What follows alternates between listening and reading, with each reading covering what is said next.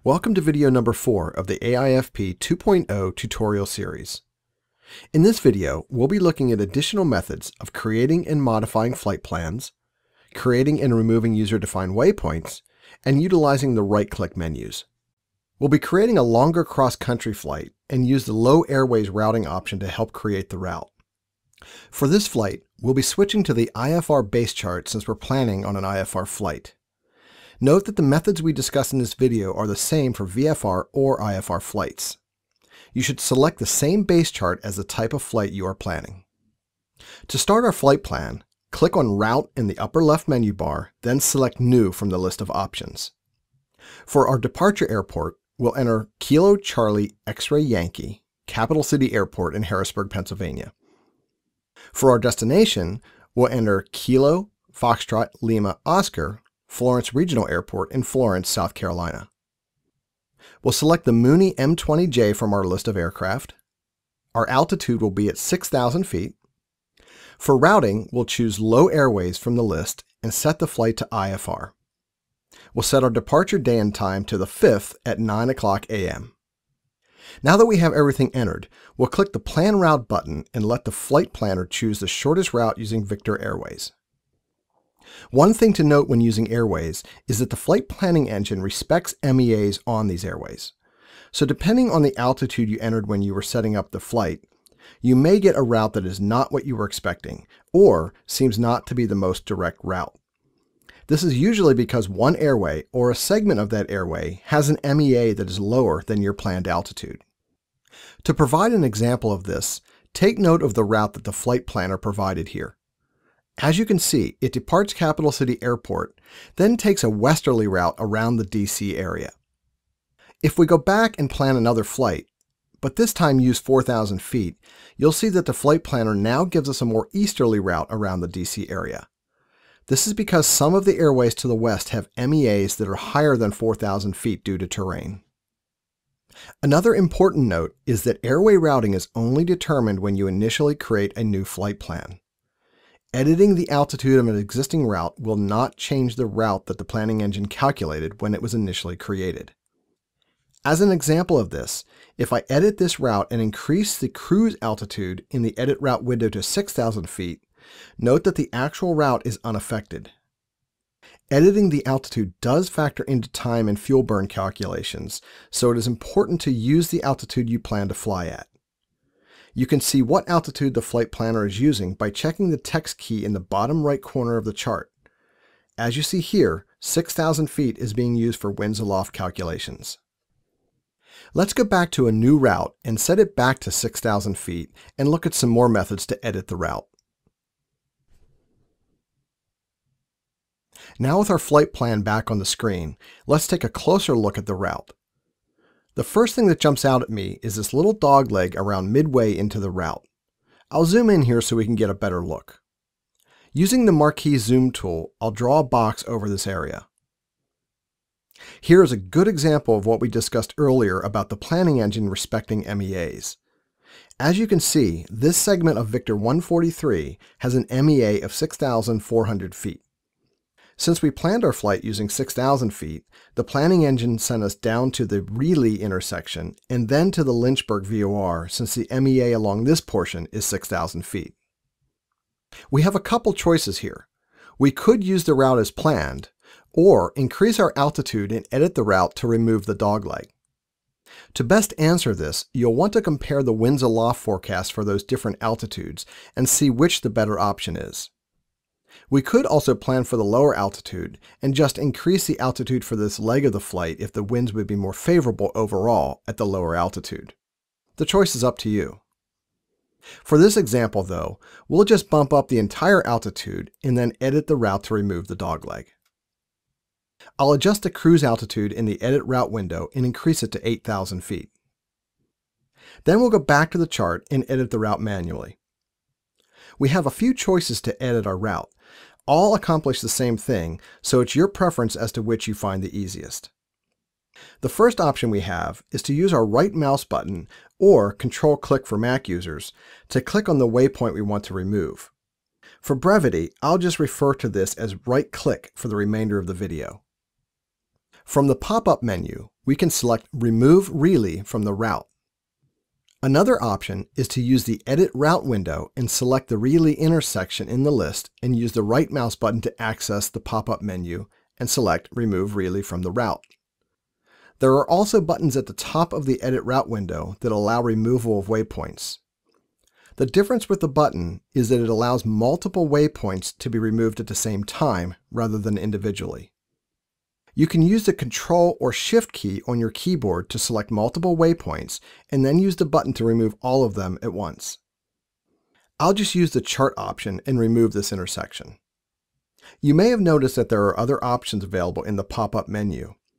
From this menu, you have several options to aid in creating a flight plan. You can use Get Info on What's Here to get additional information from any object on the screen, including airspace and airways.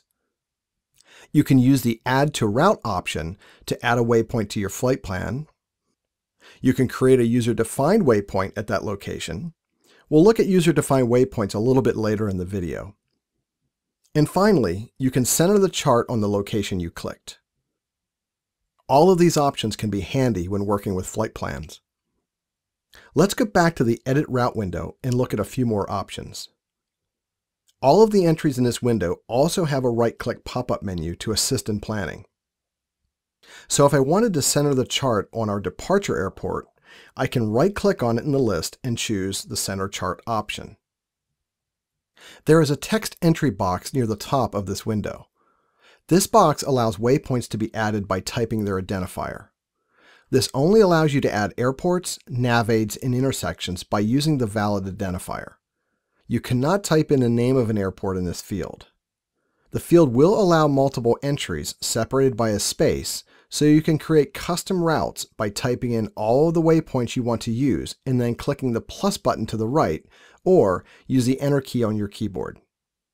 Let's enter HAR to manually add the Harrisburg VOR to our route. I'll click the Add button and you'll notice that the VOR has been added to our route below our departure airport. Note that the flight planner will attempt to place the waypoint you enter in this field in the correct location. Sometimes, though, the position may be incorrect. There are a few reasons that can cause this, but it's easy to move it afterwards if it's not placed in the desired location. To move any waypoint to a different position in the list, single-click on the waypoint to select it, then click and drag it with your mouse to the desired position. In addition to being able to add and remove waypoints using the Edit Route window, there are also a few other options. The red star icon allows the entire flight plan to be cleared. This will open a pop-up confirmation alert, making sure it's what you want to do. You can also use the double arrow icon to reverse your route. Clicking this will reorder all your waypoints and departure and destination airports. This can be helpful when you're planning a day trip and want to have both flight plans with you. If you do reverse your route, you'll then want to follow that with adjusting the altitude, departure time, and fuel on board so the navlog provides the correct calculations. To edit these values, click on the Flight tab in the Edit Route window. This will allow you to make adjustments as needed for your return trip. Before we conclude this video, let's take a look at user-defined waypoints. User-defined waypoints allow you to create a custom point anywhere on the map and then provide that point with a name of your choosing. This makes routing to geographic points easier when there is not an FAA waypoint in that location. There are a few different methods for creating user waypoints. I'll zoom in on a section of our route so we can get a better look. One method we saw earlier when using the right mouse click option. If I right-click on any part of the chart, one of my options is to create a user-defined waypoint at that location. Choosing this opens the waypoint window and allows me to enter a name, set an elevation, and optionally add it to our existing route if we desire. If you know the exact latitude and longitude, you can edit it here too. Just make sure you use the same format as shown in the two boxes. I'll name this waypoint Mom's House. Click on the Save button when finished, and a push pin icon will be placed on the chart, and your route line will snap to that point if you chose that option. A similar method can be performed by dragging the route line to the location you want a new waypoint. If no other routable waypoints exist here, then a message will be displayed and allow you to create a user-defined waypoint. Choosing Yes will open the same waypoint entry screen as we saw before. There is also a user waypoint tool on the right toolbar that allows you to create waypoints anywhere on the map. This tool is what we call a persistent tool, so once you have it selected, it will remain enabled until you deselect it. This can be helpful when you are creating several user waypoints. To use this tool, click on the user waypoint icon on the right. Note that a white frame is placed around the icon denoting that it was enabled. Now I can click anywhere on the chart using the left mouse button to drop a user waypoint pushpin. Fill in the details in the window that opens and click Save. After the window closes, your pointer will remain in the user waypoint mode, and you can click on another part of the chart to repeat the process. Once you are finished creating waypoints, you must deselect the user waypoint tool by clicking on it again in the right menu. A chart overlay in the routing section allows you to make any user waypoint you have created visible on the chart or not. If you would like to edit or delete any user-defined waypoints you have, click on the Tools menu, then choose User Waypoints. This will display a list of any user-defined waypoints you have created. Selecting a waypoint will allow you to edit or delete that waypoint. Editing the waypoint opens up the same waypoint screen we saw in the earlier steps. This concludes the Advanced Flight Planning video. The next video will look at customizing the base charts by using various overlays to tailor the display to your liking. We'll also dig a little deeper into the chart menu buttons and printing from AIFP. Thanks for watching.